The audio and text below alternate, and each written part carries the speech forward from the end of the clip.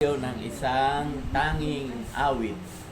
Walang iba, si Ate Lisa.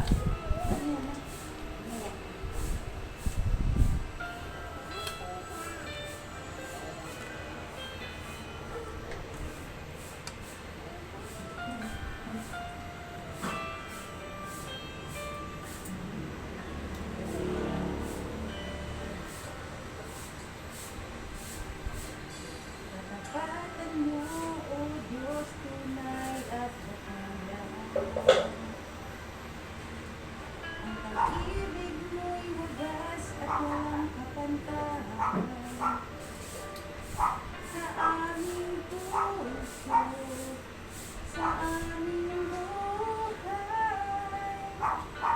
papunit pagsambay iaalay. Bukas, noon, ngayon, magpakailanman, luwalhatiin ka.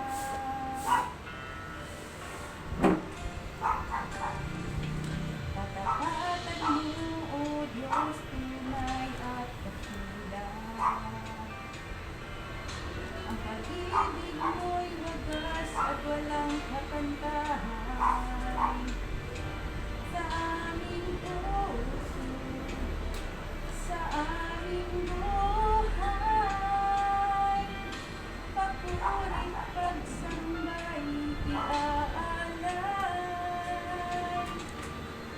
Bukas, noon, ngayon, magpakailanman, luwalhatiin ka.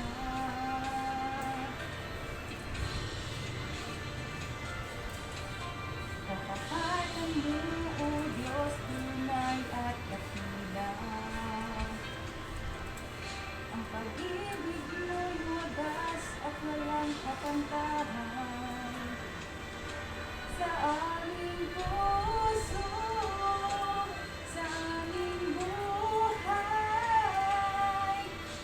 papunit pagsambay iaalay.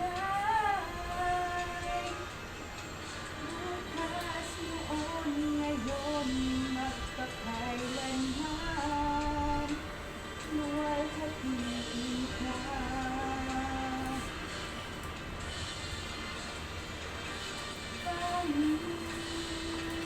Panginoon, kay buti mo sa akin.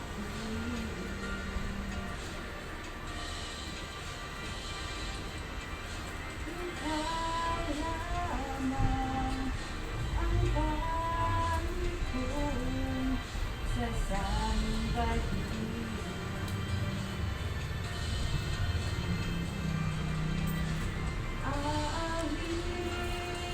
Aawitin kita at pupurihin,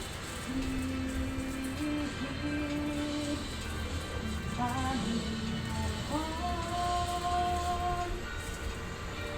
kay buti mo sa akin.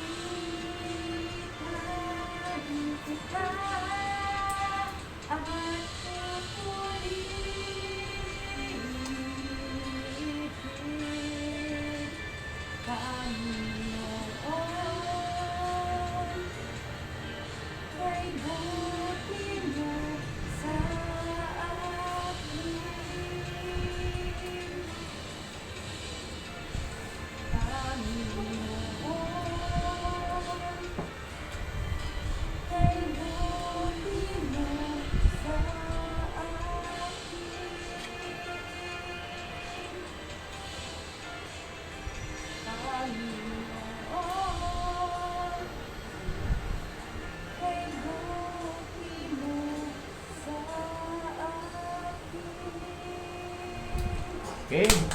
Maraming salamat, Ate Lisa. Ngayon naman po ay handa natin ang ating mga sarili sa pakikinig ng salita ng Diyos sa pangunguna ni Ate Lil. Okay, magandang hapon po sa ating lahat. Magandang hapon po. Last week, ano nga yung ating pinag-aralan? Continuous lang kayo ha, Matthew ang ating aralin. Matthew 7, Huwag mangisga. wag maghusga, ano pa? Huwag. Ang sabi, humingi, humanap, Kumatok. at kumatok. So, kung tayo daw ay humingi, humanap, kumatok, ano ang anong gagawin ng Diyos? Ay, bibigyan. Tayo ay bibigyan. Pero ano ang kanyang nais? Ang sabi, sino nakakasaulo ng Matthew 6:33? Seek ye first the kingdom of God and His righteousness, and all these things shall be added unto you. Amen, no? Amen. So, hanapin daw muna natin ang kaharian, ang kalwalhatian ng Diyos. No? Pag sinabi nating hanap, hindi lang yan hanap. No? Ano pa ang nais ng Diyos? Tanggapin, pag-aralan. Sino dito ang nag-aaral sa buhay ni Jesus? Sino ang nagpapatuloy na magbasa ng Matthew? Parang wala. Ako po. Very good. Praise the Lord, no? So, basahin ninyo yan hanggang sa matapos tayo.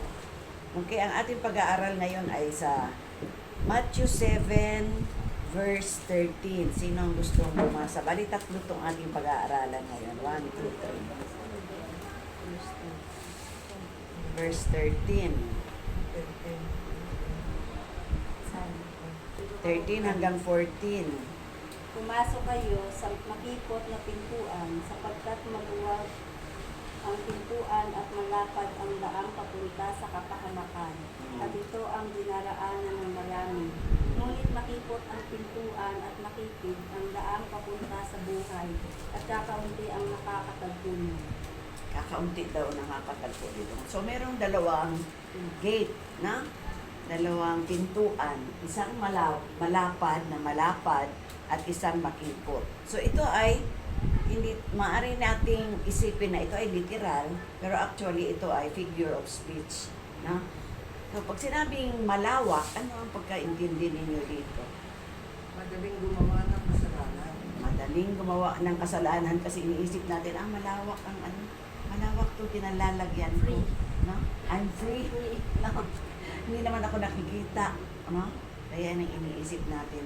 Kaya kahit na ano ang gawin natin, sa isip natin, okay lang dahil walang nakakakita, walang CCTV. Pero hindi natin alam na mayroong Diyos na nakatunghay sa atin. No? Tago pa yung CCTV sa mata ng Diyos. Ang mata ng Diyos nakakarating yan kahit sa ang lugar. Okay, ano naman ang ibig sabihin nito na ang sabi dito, ang malawak na pintuan ay patungo sa kapahamakan. At tandaan ninyo, marami ang dito pumapasok. Ha? Dito pumapasok sa kapahamakan. Gusto ay kapahamakan. Ha? Okay. Ito naman sa 14, but small is the gate. Makipot daw yung pintuan at makitid. At ito ay saan tayo patungo? Patungo sa buhay. At kukunti ang nakakasumpong nito. Bakit? Ano ba ibig sabihin nito? Makipot daw ang daan papunta sa buhay. Konti lang po yung nakakakilala sa kanila. Kunti na Ano bakit? nila masikip.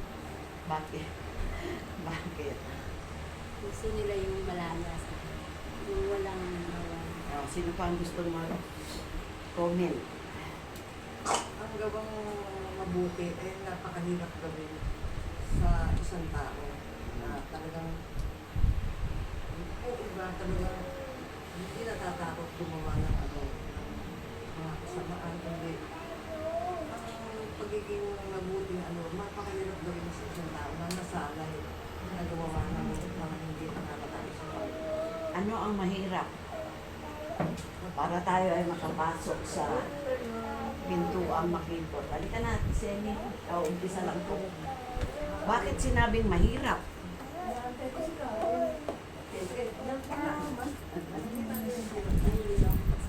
Bakit? Hindi nila kilala si Jesus. Hindi nila kilala si Jesus? Bukod doon. Bukod doon. Mahirap. Halimbawa nagpakilala na si Jesus. Tandaan ninyo, maraming nagsisimba, simbahan lang yun. Hindi lahat ng nasa simbahan ay Committed. committed, ha?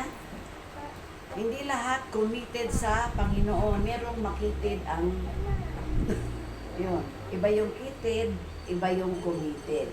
Ang committed, kahit na anong mangyari, kahit na bumagyo, kahit bumaha, pupunta ako sa Panginoon. Sa bagay, extreme yan.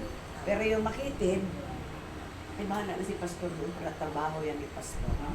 So, kumikitid. So, bakit mahirap? Gusto kong bigyan ng diin ito. Bakit mahirap ang pumasok sa, yung sinasabing pintuang makikot? Kapag ikaw ay isang bagong mananampalataya, marami kang mapupuna. Ano yon? Ang sabi nga nila, mahirap daw sundan ang bakas ni Kristo. Bakit? Kasi kapag ikaw ay dati, di ba? Dati ikaw ay marites. Siyempre, makati-kati ang dila mo pag hindi ka nakapag-marites. E pag susunod ka kay Jesus, tatapyasin yun. No? Ano pa? Ikaw ay palaaway. No? Ikaw ay palautang na hindi nagbabayad. No? So sabi ni Jesus, magbayad ka dahil kasalanan niyang hindi nagbabayad. Pinaluwalan ka na nga, nagbigay na nga ng kagandang loob yung nagpautang sa'yo, ayaw mo pang magbayad. No? Ibig sabihin na save ka during the time of crisis in your life. And yet, ayaw mo magbayad. No? So yan ang mga palatandaan ng makasalanang tao. Ngayon, kapag ikaw ay nakipag-isa kay Kristo, maraming tatapyasin sa buhay mo. Kaya nga sabi, mahirap. Narrow is the road that leads to life.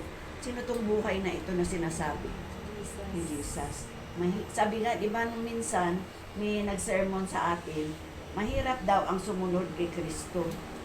Mahirap ba? Sabi ko, naisip-isip yun. Parang hindi naman ako nahirapan. Kasi, kung mahirap man, inaalis ng Diyos yung mga sagabal, yung mga mali sa ating buhay. Iniisip ko noon, ang sabi nga, kapag nakipag-isa kay Kristo, lahat ng iyong ginawa in the past, nung nakaraan, pagbabayaran mo yun. No? Hindi, excuse me, hindi naman pwedeng okay na yun, yung mga ginawa mo, mga kabulastugan noon, pagbabayaran mo yun. No? Kaya sa akin, pag dumadating ang mga ganong sitwasyon, iniisip ko lang, salamat Panginoon dahil ipinapaalaala mo sa akin ang mga mali na ginawa ko. Kaya nga sabi ng iba, mahirap daw ang maging tagasunod ni Kristo. Sino dito ang nahihirapan? Mahirap ang tagasunod ni Kristo. Kapag tayo ay sumunod kay Kristo, dapat ang ating puso ay committed. No? Alam niyo ba yung committed? Ano sa Tagalog ng committed? Yung, parang yung sa asawa mo, kuwan ka na, mahal mo na talaga siya.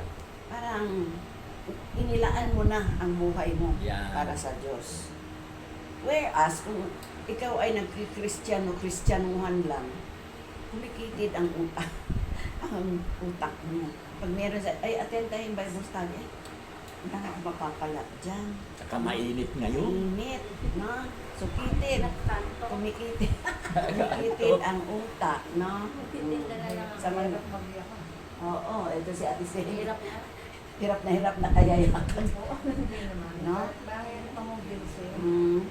So, dapat committed tayo na isa puso natin kung sino yung ating tinanggap sa ating buhay. Meron pa bang mas magaling sa Diyos? Wala naman eh. Wala nang hihigit pa. Kaya yung sinasabi nilang makitid o makipot yung dadaanan papunta sa buhay, hindi totoo yun. Dahil ang Diyos, ano bang ginagawa ng Diyos sa atin? Pinapasarap ang buhay natin. Di ba? Akala lang nila walang mapapala. Anong walang mapapala? Marami ka nang matututunan. No? Marami kang matututunan sa buhay. Kapag kinumit mo ang iyong buhay sa Panginoon. No? Dati si Ana, malabo ang mata, hindi makabasa. Ngayon malinaw na ang mata. Pala nahihiya lang. No? So ganyan, kapag nagkukumit ka, isang example na lang na, si Lisa, no? Simula nung ito ay nakakilala sa Panginoon, Hindi pa nag-absent. hindi pa nag-absent. Kahit may sakit. Ang teacher niya nag-absent pero siya hindi. No? So kahit dalhin mo yan siya doon sa Media House Express, sama. Kahit na nagugutom na siya, ay pa kumain ng pandesal. Nahiya. Kahit Ay, nanginginig ang tuhod, kumakanta pa rin. Ganyan ang commitment. Parang kayo, diba? Nung kinumit ninyo ang inyong buhay sa Panginoon, nag-aalinlangan pa ba kayo sa kapangyarihan ng Diyos? Hindi na. Dati walang mga alahas kayong dalawa. Ngayon pinaligaya kayo ng Diyos. Mula ulo hanggang paa. Ala, No? yun, ano, mga alahas. So, Wala pa pa. Hanggang pa. kayo. no? Sa kanila na. Masarap ang buhay kapag tayo ay committed sa Panginoon.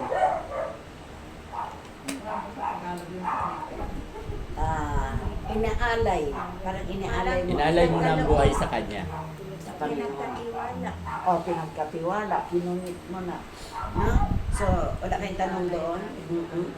Wala kayong tanong sa commitment natin sa Panginoon? Dagdagan ko lang, pag committed, ibig sabihin niya, mahal niyo si Lord. Pag mahal niyo, hindi na kayo uutusan. Kusa na kayong pupunta sa simbahan, dapat before 15 minutes. At yung advance, nandoon na. Kasi para mayroon tayong chika-chika naman. O, yan ang ibig sabihin niyan. O, pagkatapos sa pagbibigay, hindi na namin kayo uutusan. Kasi alam nyo na alam nyo na yung gagawin nyo. Di ba, mahal mo si... Kaya ka nagsimba dahil mahal mo si Lord. Pag mahal mo si Lord, di ba? Kapapanganak ka pa nga lang niya nandoon na yung 3 pantas. Nirigaluhan ka agad, di ba? Kasi yung pantas, mahal na mahal. Ang Diyos talagang, ang layo-layo nila. Ilang araw silang naglakbay. Tinusundan lang ang bituin. So, yan ang ibig sabihin ng committed. Kaya, maging sa pastor, hindi na mahihirapan, turuan kayo. Kayo na ang magkukusa. Kayo, pastor, ano ang gagawin ko? Ano ba ang pangsyon ko sa iglesyang ito? O, tulad nito, ang pangsyon, taga-awit. Ito, taga-awit. Ito, taga-awit. At hindi lang taga-awit, taga-ayos din ng mga kuwan, bagay-bagay, tinutulungan mo. Taga-hugas ka ng pag may mga affair hugas ka ng hugas. May nagutos ba sa'yo maghugas? O bakit mo ginawa? Ha? Para sa atin nito. Pusa at para kay Lord. Yung ginagawa nyo, ha? Yan ang ibig sabihin na committed. Ha? Yung dahil mahal mo si Lord, hindi ka nauutosan. Pag may nakita kayong basura, pulutin. May basurahan tayo doon, may trash ka. Dahil nakakahiya naman kung puro basura ang church natin, di ba? Yan lang dagdag. So alam nyo na yung malawak. Pag malawak, ano ang resulta? Kapahamakan.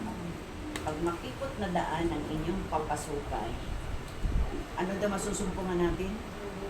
Buhay. Pag sinabing buhay, si Kristo yun, no? Si Kristo. Okay, sa ating pagpapatuloy, sino naman ang magbabasa? 15 hanggang 23. 15. Hanggang 23. Matthew 7 pa rin. Mag-ingat kayo sa mga huwad na propeta. Lumalapit sila sa inyo na parang tupa. Ngunit ang totoo ay mababangis na asong lupa. Nakikilala ninyo sila sa kanilang mga gawa. Napipitas ba ang uba sa puno ng dawa o ang igos na matitinik na haranganan? Mabuti ang bunga ng mabuting puno, subalit masama ang bunga ng masamang puno.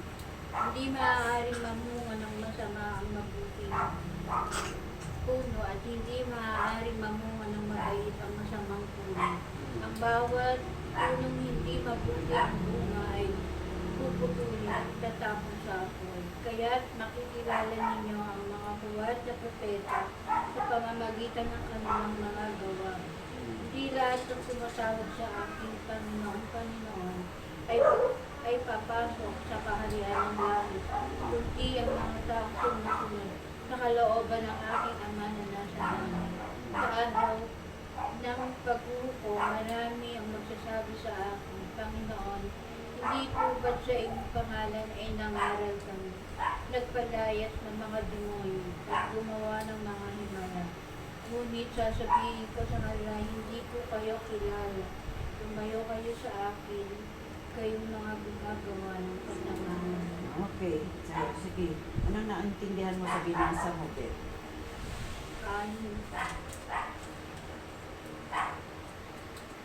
Mag-ingat. Hindi talaga magbubunga yung puno kung hindi ka mabuti. At saka, kung masama ka, masama talaga yung puno, masama ka pa rin. Masama din ang bunga. Masama din ang buhay. At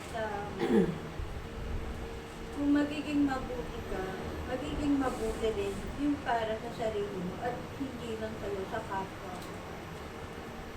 Okay, thank you. Sabi dito sa banal na kasulatan sa 15, mag-ingat kayo. Watch out, sabi niya, sa mga bulaang propeta. Sino to mga bulaang propeta? Ang sabi dito, they come to you in sheep's clothing. Dadating sila, aamo ng mga itsura nila. Para silang hindi makabasag pinggan. Pero sa kaloob-looban nila, sila ay parang mga asong gubat. Ano bang ginagawa ng asong gubat? Gutom. Asong gutom. Lapa ng lapa. Lalapain. Kain ng kain. No, lalapain ka. Whatever is in you, kunin niya yun. Kunin niya yun. No? Kung ano yung meron sa'yo, aagawin na yun. Di ba ganyan naman sila, yung mga asong gubat? At tingnan mo si Matthew kung mag-illustrate. Sabi niya, by their fruit you will recognize them. So sa pamamagitan ng bunga, nakikilala natin ang tunay at hindi tunay. Okay. No? So, iba yung ilustrasyon dito ni Matthew.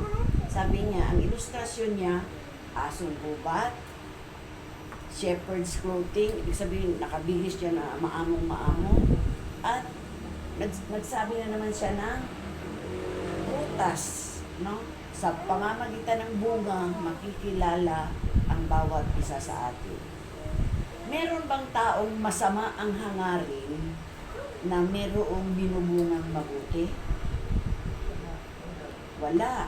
Siyempre, ang binubunga noon, masama din. Kahit na anong control niya, lalabas at lalabas yung tunay niyang kulay.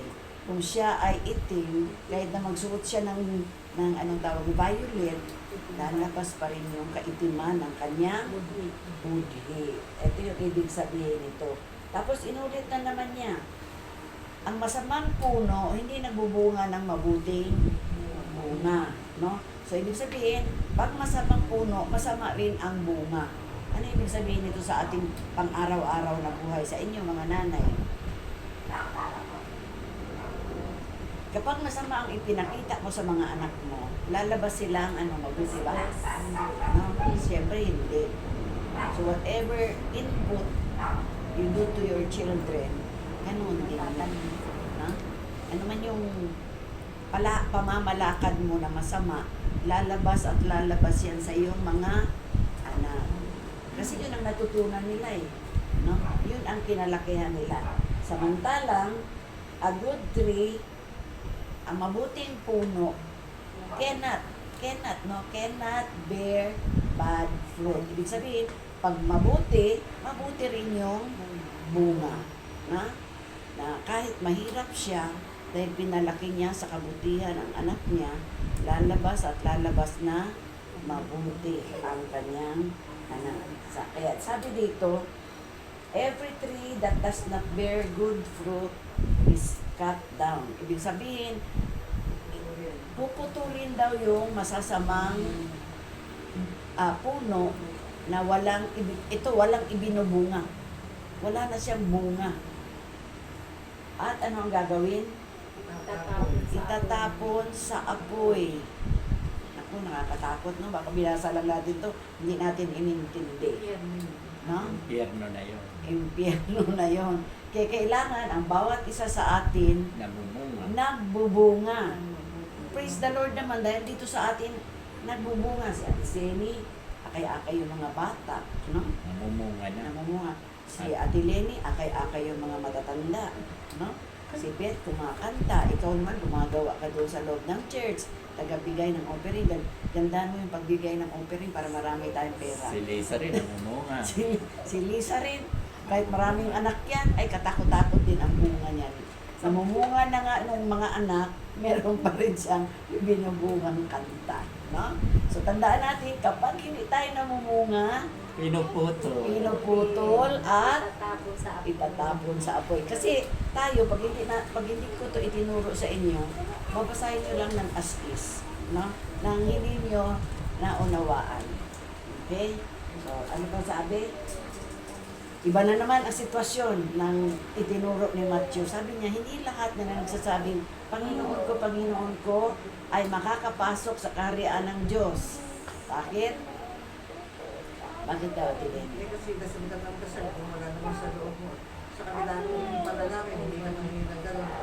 Kahit hindi naman mabuti yung ginagawa mo sa kapwa mo, sa mga kapatiran mo, ay wala rin. Hindi na rin makakapasok sa kanila ng Diyos. Kaya, kapag binabasa mo ito,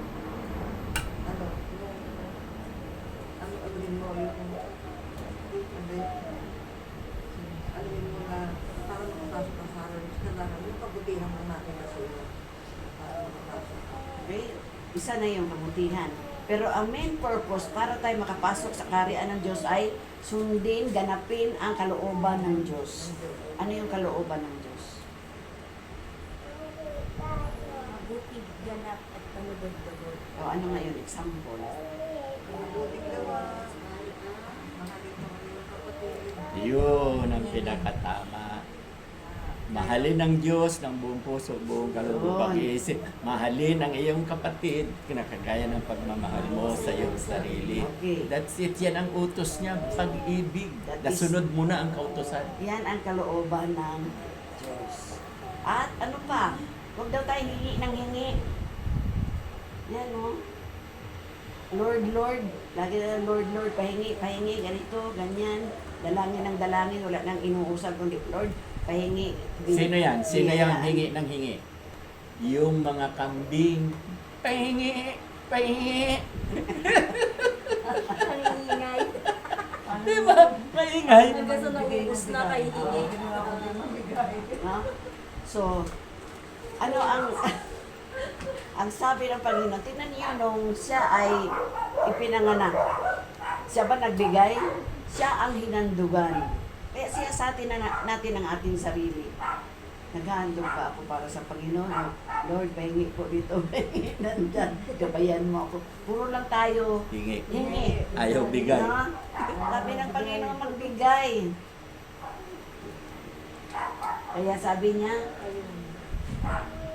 but only who does the will of the Father who is in heaven. Kaya dapat sundin natin ang kalooban ng Diyos. Hindi yung kalooban natin. Pag sinain, ayaw ko magsimba kasi parang umuulan. Hindi naman. No, may payong naman. No, may tricycle naman. Okay, may tanong muna ako Sige. para hindi ko rin makalimutan. Diba sabi, mag-iingat tayo sa mga propeta, maraming peke. Ang tanong ko sa inyo, mayroon pa bang propeta ngayon? Iisa-isahin ko. At Isine, naniniwala ka ba na may propeta pa ngayon? Nangangaral lang. Propeta ang tanong ko. Ay, hindi ko alam. Kita niya. Yung propeta, yung parang... Ang nangangaral, guro, saka pastor, nangangaral, propeta, hindi mo pa pala alam, dapat malaman mo. propeta, yung sa propeta yung parang nanguhula. Yun, target mo na. Talagang hindi parang nanghuhula talaga. At nangyayari. Naniniwala ka ba na may propeta pa ngayon? Yan ang tanong ko. Wala na yata. Yata pa rin. Ate Lene, may propeta pa ba ngayon? Ang alam ko si Jesus lang ang propeta natin eh. Ang pagkaalam ko. Kami si Jesus na lang ang natitirang propeta. Yun ang pagkaalam. Ikaw naman, Ate Beth. Marami pong propeta. Pero Ngayon? Ang tanong ko kung may propeta pa ngayon. meron po. Mayroon. Ate Ana, Jesus is the last prophet. natanda mo yun. Diba? Ikaw naman, Ate Lisa. Ha? Jesus na ang pinakahuli. Okay. So, ang tatlo nakatama, no? Si Jesus ang huling propeta. Basahin nyo para maniwala kayo. Deuteronomy chapter 18:15.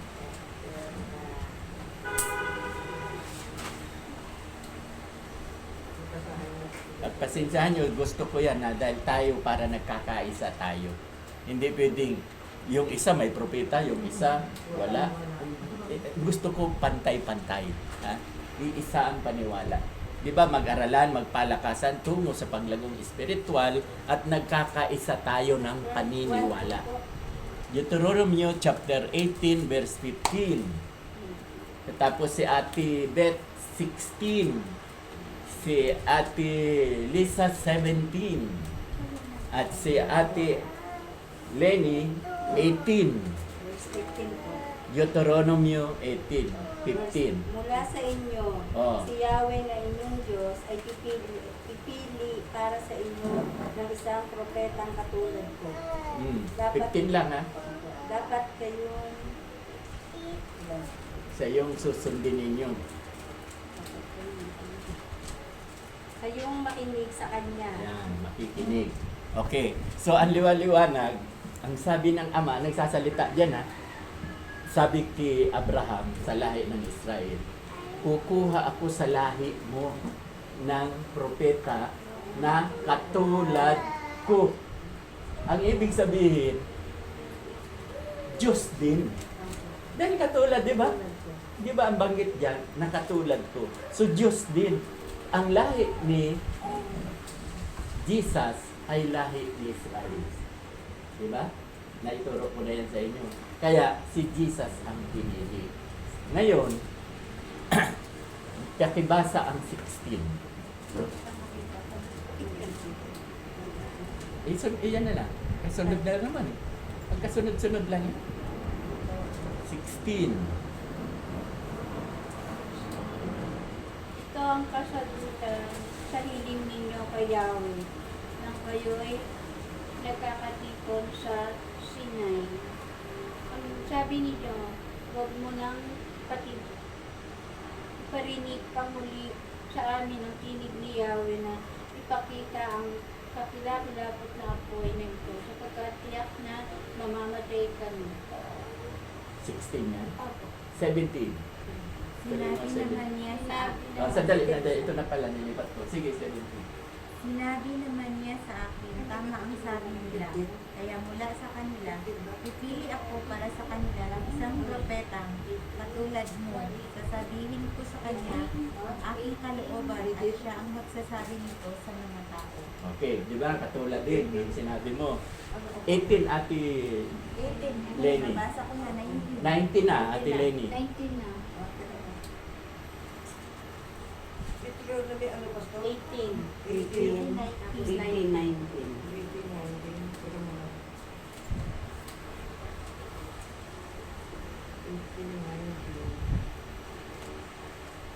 Sino man hindi makinig sa kanya na nagsasalita para sa akin ay mananagot sa akin. 19 na. Yun lang. Sabi niya 19 na. O, 20. Ngunit ang sino mang propetang magsalita para sa ibang Diyos o kaya'y magtuwaring nagsasalita para sa akin, subalit hindi ko naman inatasan ang propetang tulad niyon ay dapat patayin. Okay? Nakita nyo?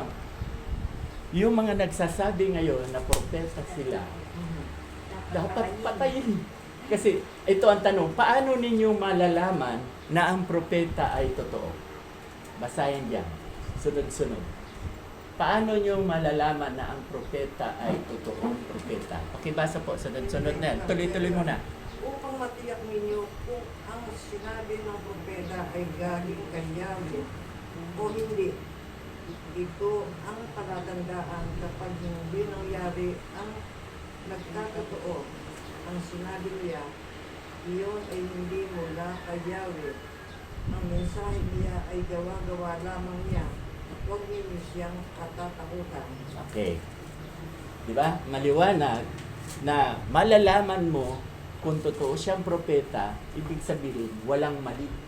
Lahat ng hula niya, totoo. Mangyayari. Pero dito, pag ang hula niya hindi nangyari, isa lang, hindi na siya totoo. No? Tulad ni, di ba, kinikilala si Nostradamus. Magaling. Ang daming totoo na nangyari. Pero marami din hindi nangyari. So, iyan ang palatandaan, sinasabi diyan, na siya ay hindi totoong propeta. Kasi ang totoong propeta, lahat mangyayari. Katulad yung si last prophet, si Jesus. Marami na sa Matthew 24 sa Revelation ang nangyari at mayroon pang hindi nangyayari. Di ba? Ang hula niya, may lilitaw na Mesiyas, na anak ng Diyos. Si Kibuloy, lumitaw na yan. Di ba inangkin niya na siya ang Mesiya? Nasa si Jesus? At yung taggutom, nangyari na po. Marami nang nagugutom ngayon sa panahon. Kaya pag, di ba, tulad ngayon, di ba, Ate Lisa? Nagsimula nang umupo yan si BBM eh. Ang dami nang nagutom. Bagsak ang negosyo. Di ba? Narinig ko yan sa kanya, di ba? Simula nang upo. O sino ang sisisihin niyo ngayon? Si BBM o yung hula?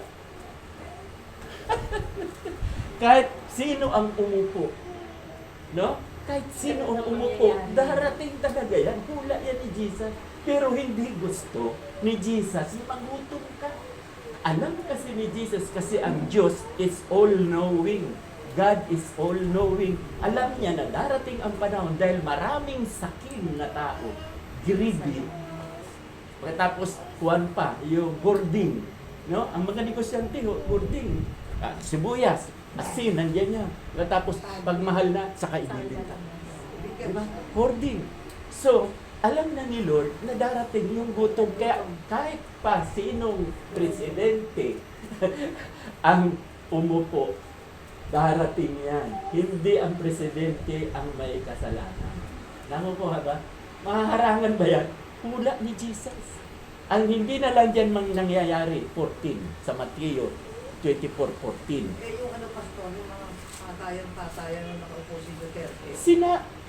Yung patayan nakaupo si Duterte. Panibago yan, pasensya ka na, dapat kong sagutin yan. Ayun. Ang patayan, yung pumatay, ang may kasalanan. Dahil hindi naman yan inuutos sa atin na pumatay tayo. Kaya lang, i-prove kung sino ang pumatay. Patunayan. Patunayan po yan. Kasi nga, may hukuman, may husgado. Ibig sabihin, pag dinala ka sa hukuman, may nag-complain. Pag walang nag-complain, hindi ka dadalhin. Nakukuha po ba? Ikaw naman, ano ang masasabi mo sa patayan? Sabi nga ho sabi nga ho ng mga namatayan, sumusuko na, binabaril pa rin kasi utos nga ni Duterte yun, nasangkot niya si Bato. Opo, pero hindi pa yan proven. Chismis lang yan, hearsay. Chismis lang yan, hindi pa prove. Kaya nga, nasa hukuman na para i-prove. Nakukuha po ba? So, huwag tayong, nag-aral kayo nung nakaraang Friday, huwag tayong maghusga. Di ba? Dahil ikaw ay huhusgahan din. Huwag tayong maniwala sa heresy, sabi-sabi lang yan. Pero pag na-prove ng hukuman, kasi ang sabi sa Roma chapter 13, verse 1 to 10, ang hukuman ay nagmula sa Diyos. Ang Diyos ang naglagay ng hukuman. Kaya sino man ang lalaban sa hukuman, sino man ang lalaban sa pamahalaan ay lumalaban sa Diyos. Kaya tayo, wag tayong lalaban sa pamahalaan. Kasi ang pamahalaan, ang Diyos na naglagay. Si Pangulong BBM at Sara, si Lord po ang naglagay.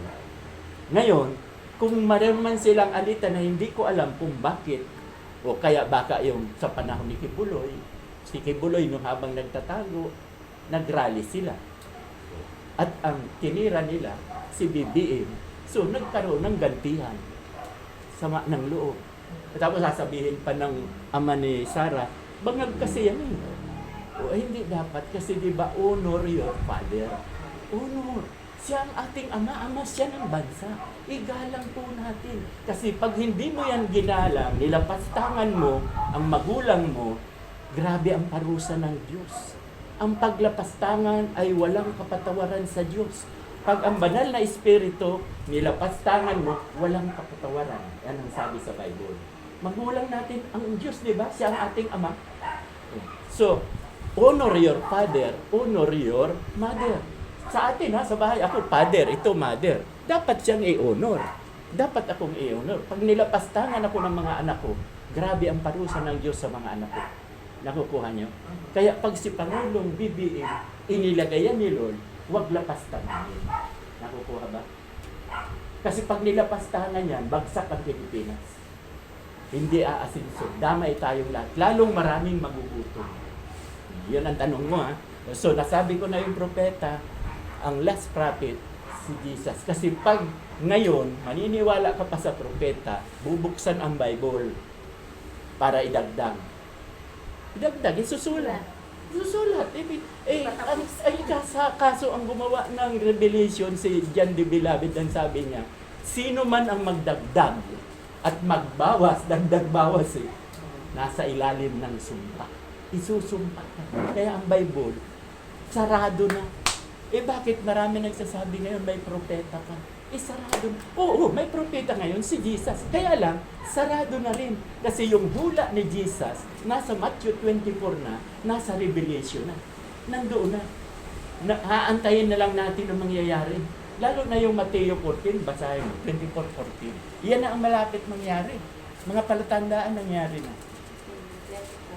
Mateo 24:14.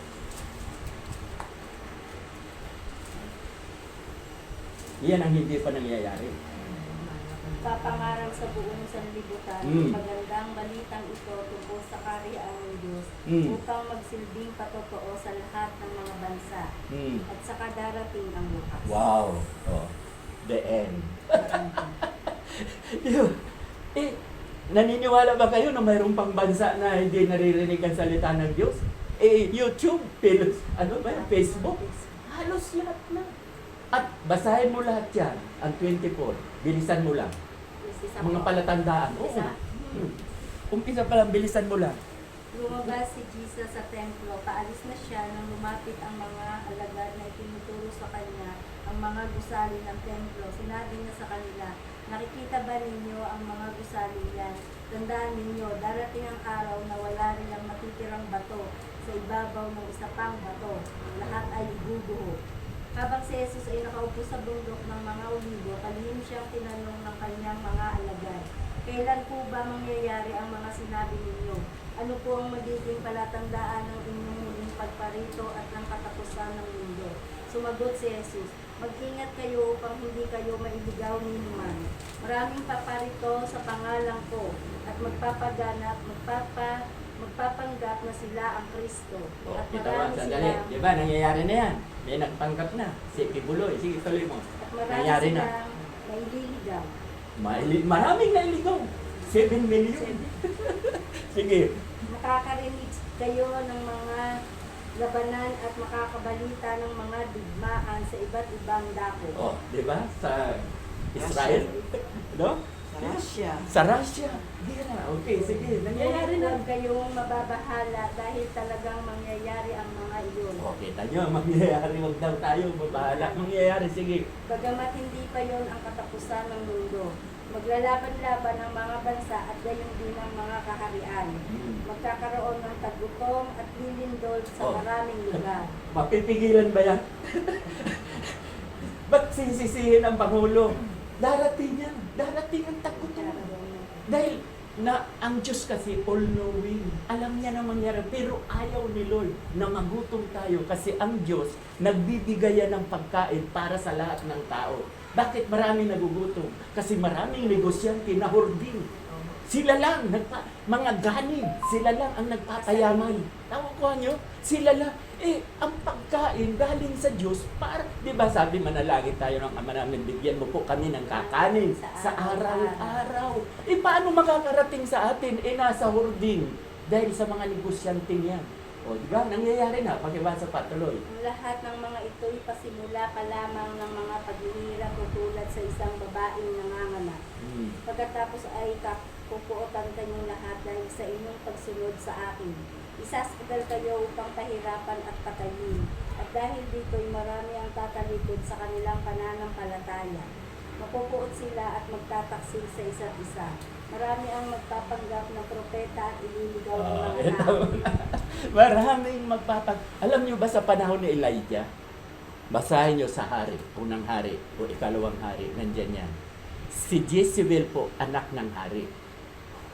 Pinapapatay niya ang mga propeta. Pinapapatay niya. At isa na lang ang natira, si propeta Elijah ang natira. Kaya sabi ng Diyos, tumago ka dyan sa kuweba. Huwag ka mag-alala sa pagkain. May mga uwak na pupunta doon, dala-dala yung pagkain. Yung uwak. Okay. So, nang lumabas si Elijah, no? Dahil naglantad na siya, hindi na siya natakot. So, ang sabi ni Elijah, ang Diyos ni Jezebel ay hindi totoo.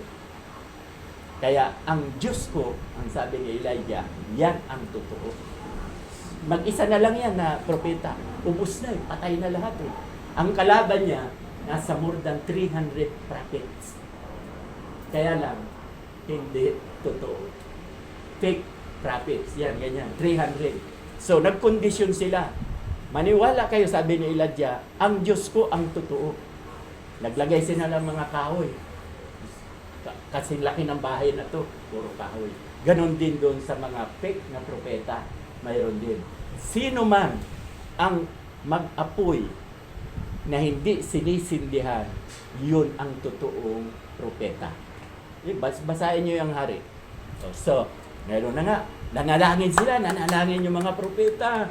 Sabi ng Elijah, sigaw nyo pa! Sigaw nyo, manalangin kayo dahil para sundin kayo ng Diyos nyo kasi ang Diyos nila, Baal.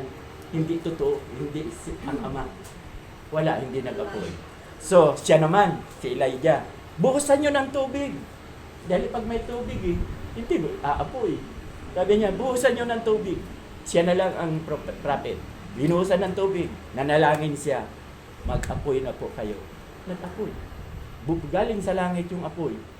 So, ngayon, sino ang totoong Diyos? Yung Diyos ko. Kaya ang sinabi ni Elijah sa mga tao, sa audience, patayin lahat yan, mga propetang peke. Patay lahat. Patay lahat. Yung binasa nyo rin kanina, ang propeta nagsasabing siya ay propeta, na hindi naman nagkatotoo kahit isa, patayin.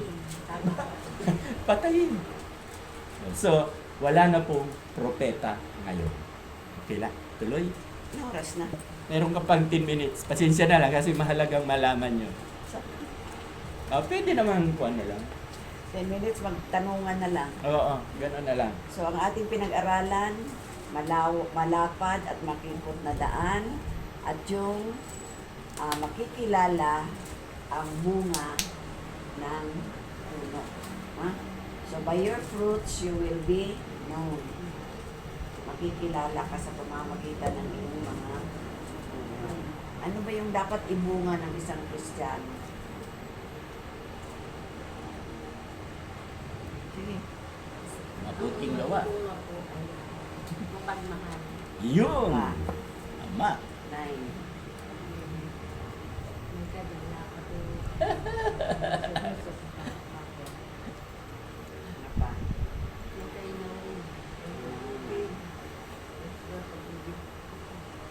Next meeting, kailangan sa uladin nila kung ano yung ibubunga natin.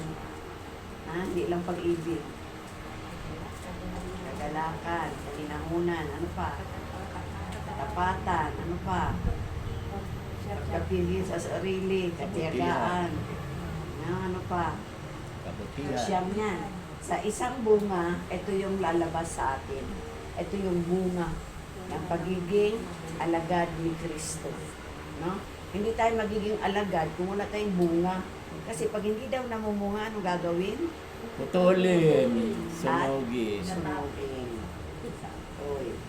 Okay, yun ang ating pag-aaral. Next meeting, continue nyo lang yung inyong pagbabasa ng Bible. Kasi exciting magbasa ng Bible. Marami kayong nakukuhang mga insights. Diba? Makinabang ba ang magbasa ng Biblia? Makinabang. Kaya pasensya na kayo na transfer sa prophet kasi gustong-gusto ko na nagkakaisa na. Huwag na kayong maniwala na may propeta pa ngayon. Si Jesus, propeta. Pero, hindi na siya naghuhula. Tapos na ang hula. Nasa Bible na, kasulat na. Yung mga nasa Facebook na ang hula ni Rudy Baldwin. Kaya maniwala. Ang dami. Ayun nga po, di ba may hula, March 24, magkulay apoy daw yung Kita mo, kita mo. Propeta yan. 40 million.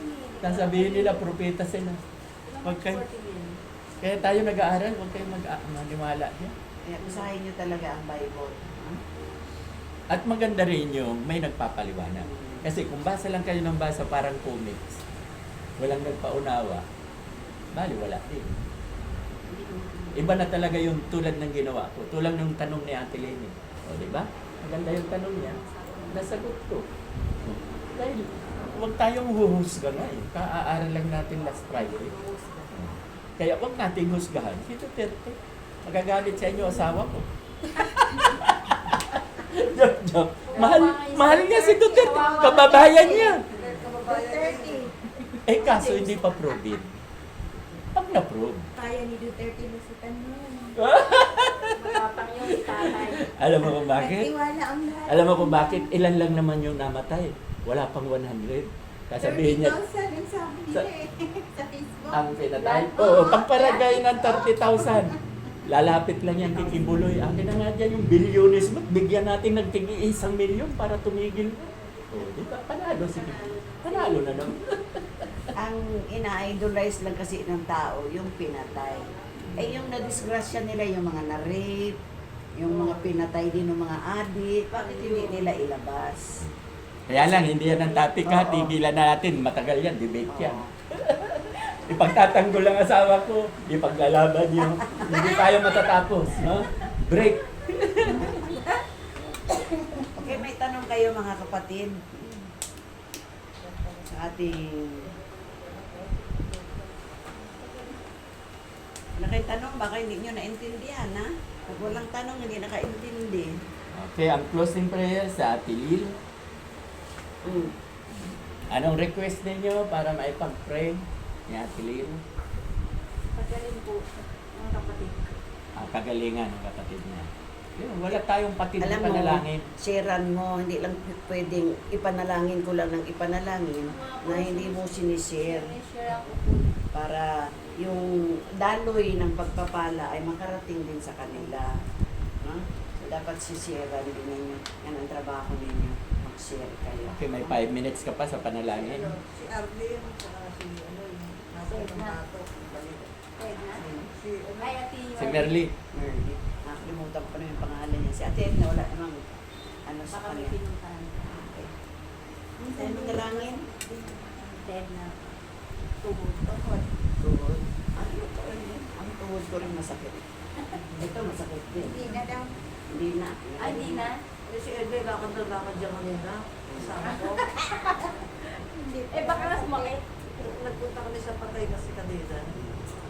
Tayo manalangin. Laki ng Diyos, pinupuri ka namin at pinapasalamatan ka namin sa hapon ito. Salamat sa mga aralin na ipinagkaloob mo sa amin. Tunay, Panginoon, na malawak ang daan patungo sa kapahamakan at makipot ang daan patungo sa buhay na walang hanggan. Salamat o Diyos dahil kami ay iyong inakay, Panginoon, tungo sa buhay, Panginoon. Nawa, patuloy mo po kaming akayin sa kabutihan, Panginoon, at wag mo kaming ipahintulot sa mga kasamaan. At nawa, O Panginoon, patuloy mo po kaming i-transform from glory to glory upang makita, Panginoon, na kami ay nasa piling mo, Panginoon, na ibinubunga namin ang lahat ng mabubuting bagay. Lalo na, Panginoon, sumusunod kami ayon sa iyong kalooban.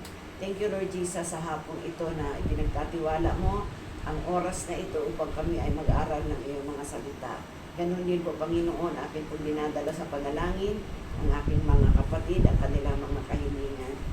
Dinadalangin ko po ang mga kapatid ni Ate Ana. Hindi ko po alam kung ano ang mga karamdaman nila. Subalit ikaw ang nakakatalos, O Diyos, na kung anong meron sa kanila, Panginoon. Dalangin ko po na patuloy niyo pong ipadaloy ang masaganang kagalingan, Panginoon, sa kanila mga lupang katawan. Ganoon din kay Ate Arlene, Panginoon, na mayroong karamdaman sa kasalukuyan. O Diyos, ipuin mo po ang kanyang katawan, Panginoon, na may karamdaman, at ipadama mo po at ipadaloy ang kagalingan sa mga bahagi ng katawan na may karamdaman. Sa iyo, Panginoon, ay walang imposible. Kung kaya dinadalangin ko po, Panginoon, na ikaw ang Diyos na makapangyarihan sa lahat. Ikaw ang Diyos na nagpapagaling. Ikaw ang Jehovah Rapha. Ganon din sa buhay ni Merly, na wala ngayon, masakit ang batok. Lord, ipuin mo po ang batok niya, Panginoon, at ipanauli mo po ang kanyang kalakasan. Ganon din si Ate Lenny, tsaka si Beth. Salamat, O Diyos, na unti-unti ay nakikita po namin ang kagalingan na nararanasan nila sa kanilang buhay, Panginoon. Salamat, O Diyos, dahil ikaw ay Diyos na mabuti, tapat ka sa iyong mga anak. Salamat din sa buhay ni Ate Seni, sa buhay ni Lisa. Salamat, Panginoon, sa mga kapatid ko ito na nagpapatuloy, sapagkat malaking pakinabang, Panginoon, ang magkaroon kami ng ganitong sama-samang pag-aaral. Salamat, O Diyos, sa banal na Espiritu na nasa aming kalagitnaan sa oras na ito, at patuloy na ipinapaunawa ang nais mong mga salita na dadalhin sa hapon ito. Salamat din sa buhay ni Ate Lenny, na patuloy niyang binubukas ang kanyang pintuan upang dito namin ganapin ang pagtitipong banal. Dalangin ko po, Panginoon, na lahat ng kanyang mga kahilingan, lahat ng kanyang mga prayer request ay iyo pong tanggapin, Panginoon, at iyo pong tugunin. Alam ko, O Diyos, na ikaw lamang ang nakakatalos sa mga desire ni Ate Lenny at ang iba ko pang mga kapatid. At sa araw ng Linggo, Panginoon, dalangin ko po ang iyong pangunguna, nawa ay mapuno nga po ang lugar namin na maliit, at patuloy kami sama-samang magpuri at sambahin ka namin sa Espiritu at katotohanan. Salamat din sa buhay nito, Panginoon, na ngayon ay meron na siyang anak buhay. O Diyos, ikaw po ang patuloy na magpala sa kanya. Gamitin niya, Panginoon, ang kanyang boses, Panginoon, upang ipaglingkod sa iyo. Ganoon din ang aking pang ibang mga kapatid. O Diyos, sa amin pong sandaling pansamantalang paghihiwalay, igawad mo po ang iyong basbas at dalangin namin patuloy, Panginoon, na hawakan mo po ang aming mga buhay. Layuin po kami sa anumang mga kagugumihanan, sa mga gawa ng kaaway, Panginoon, ay ilayo mo po kami. Ito po ang aming dalangin sa tanging pangalan ni Kristo Jesus. Okay po, ngayon po ay makakarinig tayo ng tanging awit. Walang iba, si Ate Beth.